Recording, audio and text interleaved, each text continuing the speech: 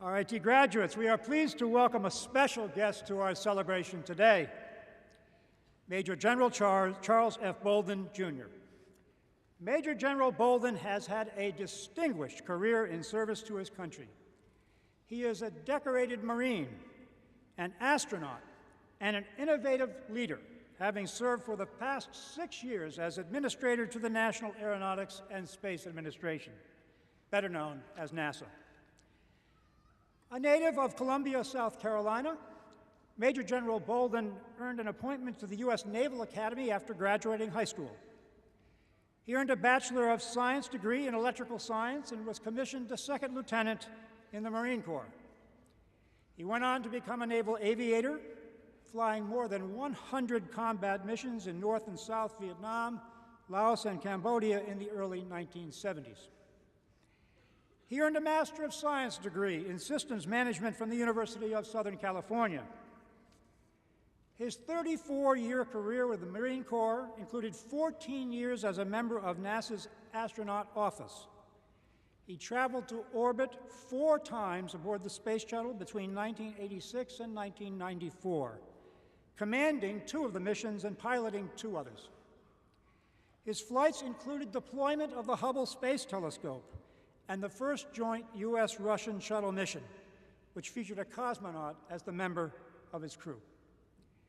He retired from the Marine Corps in 2003 with a host of decorations, including the Defense Superior Service Medal and the Distinguished Flying Cross. There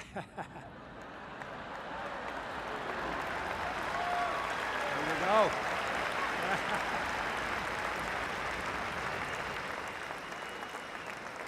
I don't know if you know this, but we arranged for the Blue Angels to have a special flyover for Major General Bolden.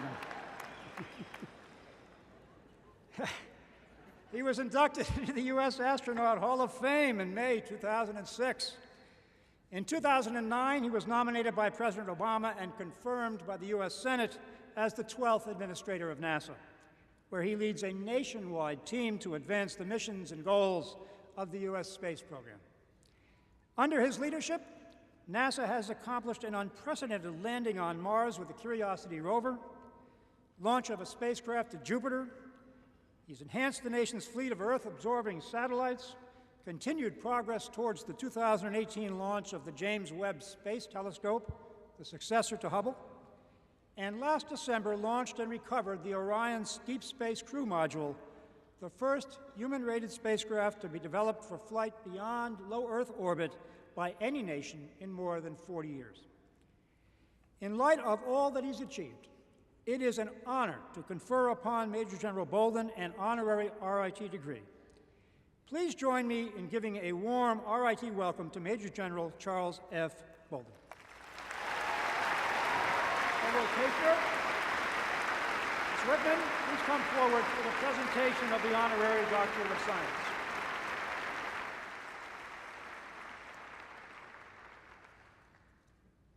Trustees, faculty, staff, students, and guests, for his distinguished service to our country, for his many accomplishments as astronaut and administrator of NASA, for championing the spirit of innovation, creativity, and exploration, I present Major General Charles F. Bolden, Jr. as a candidate for the Honorary Doctor of Science from Rochester Institute of Technology.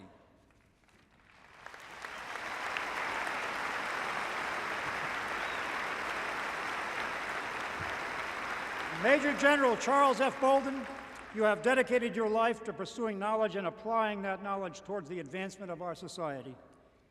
You have provided strong leadership and an innovative spirit in all you do. You have advanced space exploration in ways that will impact generations to come. Major General Charles F. Bolden, Jr., by the authority vested in me by the Regents of the State of New York and the Board of Trustees of Rochester Institute of Technology, I now confer upon you the Honorary Doctor of Science as recommended by the faculty with all the rights and privileges pertaining thereto, in recognition of which we now vest you with this hood and present you with this diploma.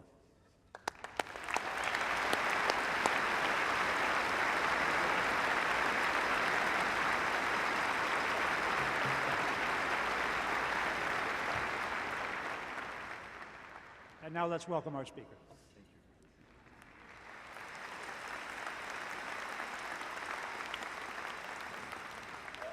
To President Dessler, the Board of Trustees, to the faculty, to the staff, and all of the parents and grandparents and aunts and uncles and cousins and children and friends who are here with us. It's an honor to share in this very special day with all of you. And, you know, I have to pause to say, somebody asked me earlier how many of these I do, and I said, this is an unusual year in that this is my 5th and final commencement ceremony. And, you know, there is a saying, and I really mean it, but I'm going to say this. I saved the best till last. I did not realize that until today. And I will tell you why.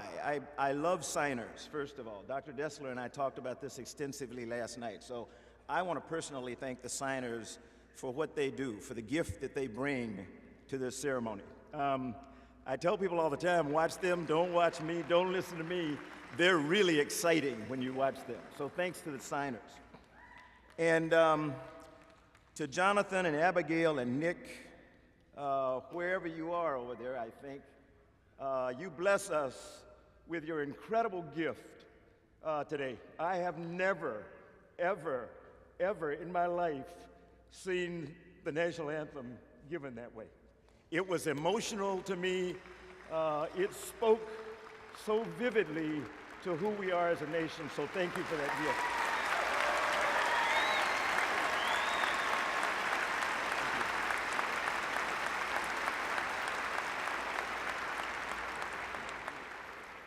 And Ashley, as Dr. Dessler said, how do you follow you?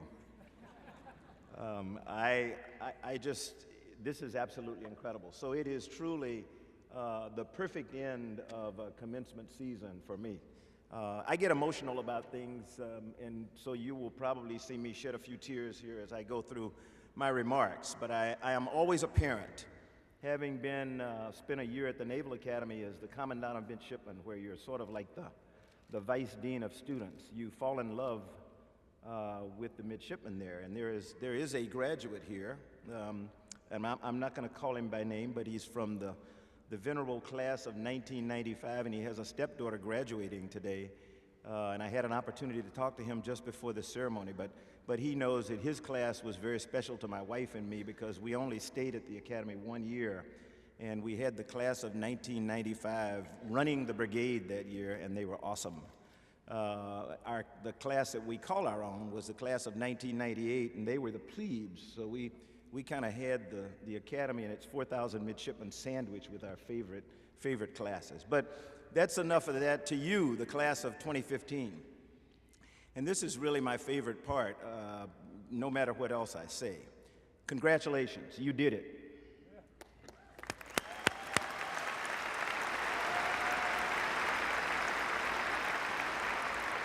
The connections between NASA, Rochester, and Rochester Institute of Technology actually run very deep.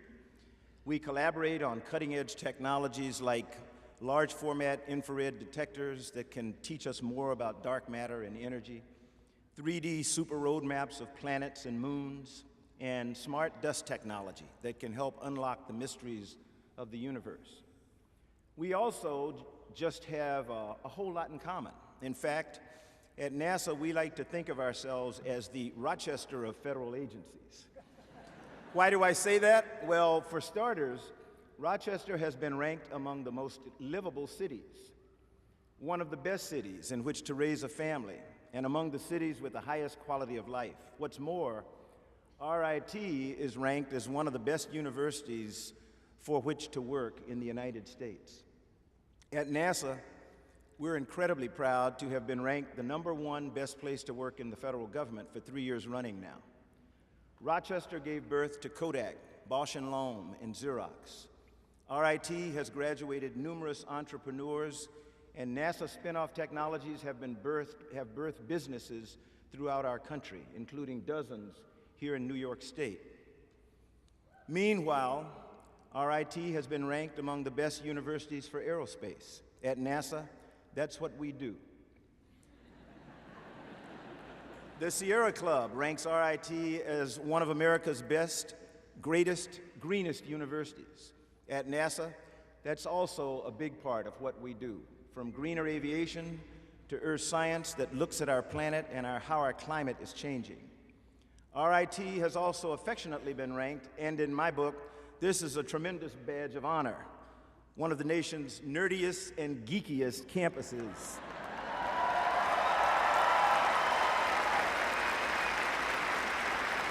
At NASA, believe it or not, we actually aspire to hold those distinctions as well. In fact, some might say we already do.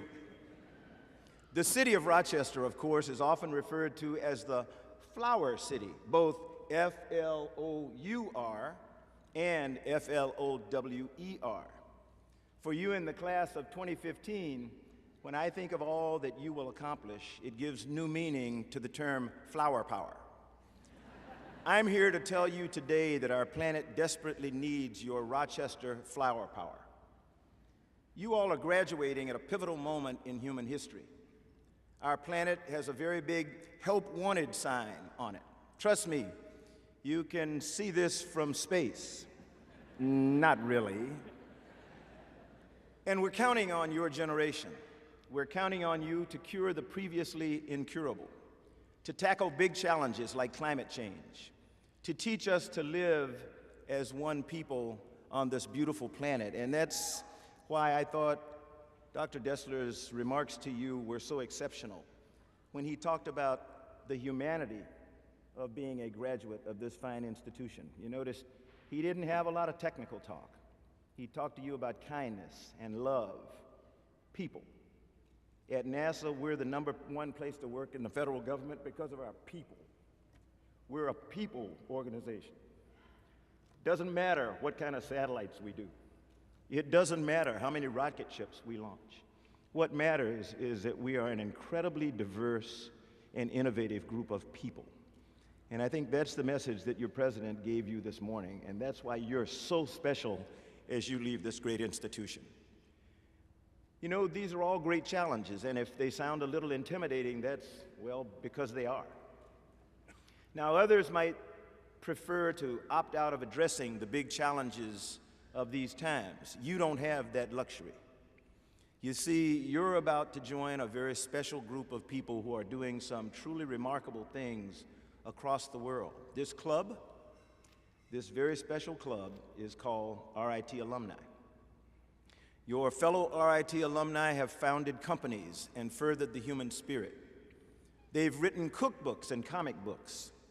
They're scientists, psychiatrists, photographers, professors, philosophers, designers, entrepreneurs, equestrians, MMA fighters, elected officials, teachers, service members, glass artists, parents, and pillars of their communities. Just think of what you'll do. For all the challenges we face, this is a remarkable time to be starting a career. As a country, we've created 12.3 million new jobs and have experienced 62 consecutive months of job growth. Wages are rising, the deficit is falling, more Americans are buying homes, more businesses are hiring, more manufacturers are ordering durable goods, fueled, I might add, by a sizable increase in aircraft orders. We're less dependent on foreign oil than we've been in nearly 3 decades. Fewer of us have to go without health care or choose between filling prescriptions and filling the gas tank. In a much broader sense, so much of the things that once were the purview of science fiction are now facts of life. Being able to have a video chat with a loved one halfway around the world on your phone, laptop, or tablet. Watching a movie that's been beamed down to Earth via satellite. Posting a high-resolution photograph of your adorable little niece or nephew in real time on your social media site of choice. I call your generation the space generation because of the expansive way you look at our world, our universe, and the possibilities they contain. You live in a world where astronauts from many nations fly together in space every single day, and where we're preparing to extend human presence farther into the solar system than ever before. That also used to be the stuff of science fiction. We're only a few months away from the New Horizons spacecraft arriving at the Pluto system. When that happens, the United States will have flown by or visited every single planet and dwarf planet in this solar system. And we have a spacecraft that's already flying and operating outside our solar system in interstellar space. We're moving beyond the limits of our own imagination, and it's your generation, each and every one of you in the class of 2015 sitting here today, that's going to push us there. That's going to prove something President Kennedy said, and I quote, "No problem of human destiny is beyond human beings," unquote. I want to invite you for just a few seconds to close your eyes, and imagine a future where human beings and robots work together to pioneer Mars and the solar system. Graduates, you are this future. You're part of the generation that will travel to an asteroid, that will walk on the face of Mars, and yes, will return home safely. Today, we're further along on our journey to Mars than ever before in human history, and it's your generation that's going to complete this journey. You're going to land human beings on Mars. Think about that for a moment. The feet in the first boots on the red planet could be here with us today. Perhaps your own children and grandchildren will never know a time when human beings haven't been living on Mars. In his State of the Union address back in January, some of you might have heard President Obama declare that we're pushing out into the solar system, not just to visit, but also to stay. This isn't science fiction. It's your generation's future. And the task of building this future, this better society, is up to you. As you do, I want to leave you today with just a few pieces of advice. I don't like to give advice, but I'll leave you with a few pieces. The first is be like Rochester. Be like Rochester. What I mean by this is keep in mind that your success is not only about the work you do, but how you do it. As I mentioned earlier, this city is recognized as a great place to live, and this university is recognized as a great place to work. When you're a great place to work, the best and the brightest want to come and work for you and with you. What's more, they tend to want to keep working with you too. I can tell you that as the NASA administrator, my top priority is our people. It's a great source of pride that at the same time we're reaching new heights in space and aeronautics, as I said earlier, we're also the #1 rated best place to work in the federal government 3 years running. And hint, hint, we're hiring. This brings me to my second piece of advice. The Seneca people who once inhabited this land have a saying, and I quote, "He," and I would add, or she, "who would do great things should not attempt them all alone," unquote. I'll attest from my firsthand experience that this holds true whether you're leading Marines, flying combat missions, or piloting a mission in space. None of us, not a single one of us, would be here today were it not for the shoulders on which we stood. So I want to advise you to not let a day pass, not let a single day pass, that you don't approach someone who means a lot to you and thank them for just being themselves and for helping you to be you. With this in mind, graduates, I hope you'll join me another time to show your appreciation for your team, the parents and grandparents who cared for you and got you here, your family members and friends who have stood by you and traveled near and far to be with you today. So one more time, join me in a round of applause for all of them.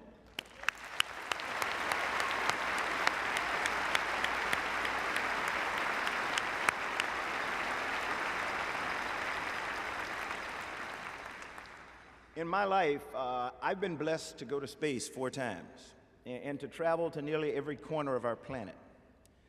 Nothing I've seen, however, compares to the awe, the awe of looking into the eyes of my children and my grandchildren. If you choose to start a family, love and care for them every single day as your loved ones have cared for you. My third piece of advice is a lesson my parents taught me and my wife and I try to teach our own kids and grandchildren. Be bold, be fearless, dream big, and by all means, don't ever, ever listen to anyone who tells you you can't do something or you don't belong. Don't waste your time trying to explain yourself or your identity to anyone. Don't feel like you have to justify you are, why you are, where you are. This applies to the workplace or anywhere else. In my younger days, my dream was to attend the U.S. Naval Academy and to serve my country, just as my father and my uncles had done in World War II, when African Americans had to fight for the right to serve in our armed forces. Growing up in Columbia, South Carolina during the days of segregation, it was an uphill battle. No one in my South Carolina delegation, congressional delegation, would provide an appointment nor nomination to the Academy as was required for admission. So I wrote President Johnson asking for help. I knew he couldn't give me an appointment. I never heard back, by the way. But a week later, a Navy recruiter showed up on my doorstep, and that possibly led to Congressman William Dawson of Chicago, Illinois, giving me the appointment I needed to be accepted. Representative Dawson himself was a veteran of World War I and only the third African American elected to Congress in the 20th century. So don't let anybody tell you what you can't do.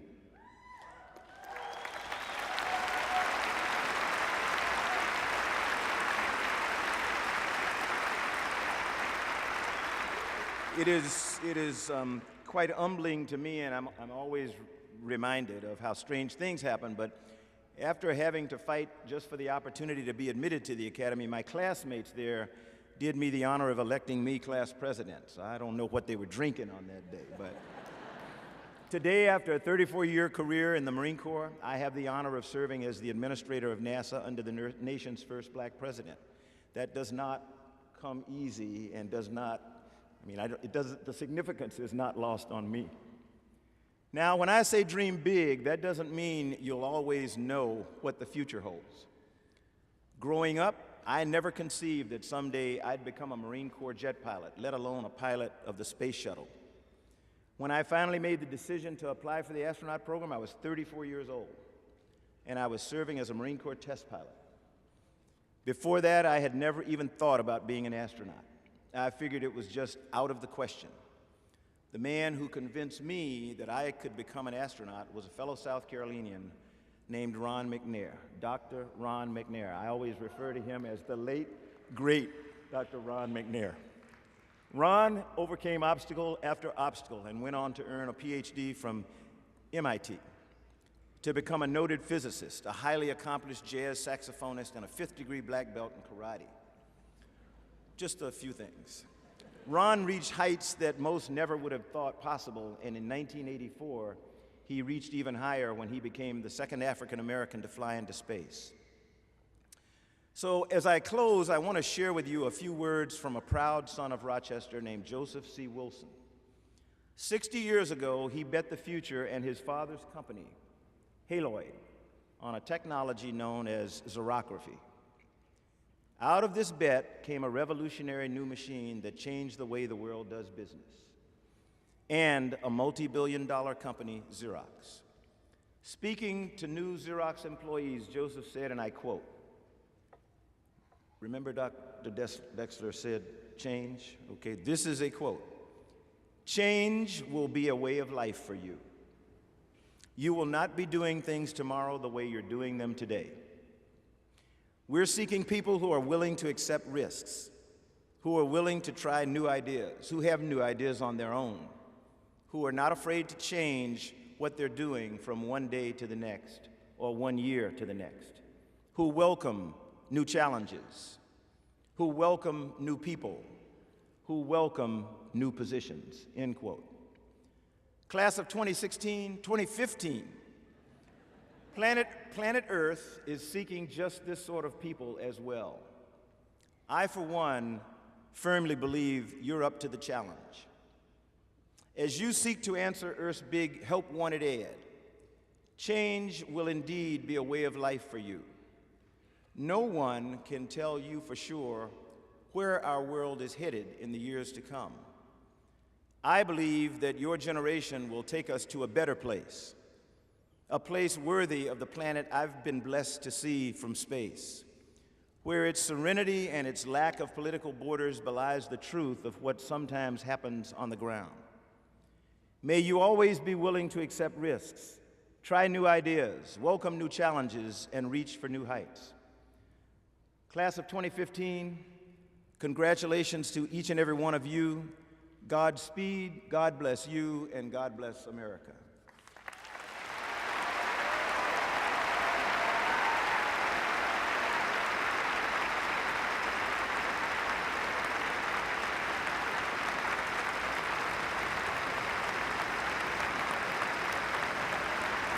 Very special.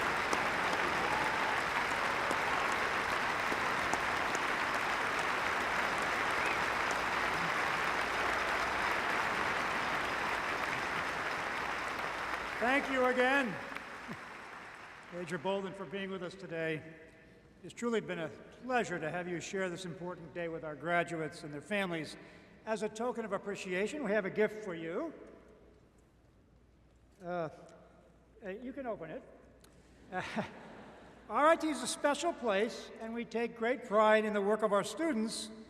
And this exquisite glass sculpture was created by Jake Pfeiffer, a graduate of our glass program in the School for American Crafts in the College of Imaging Arts and Sciences. Just beautiful.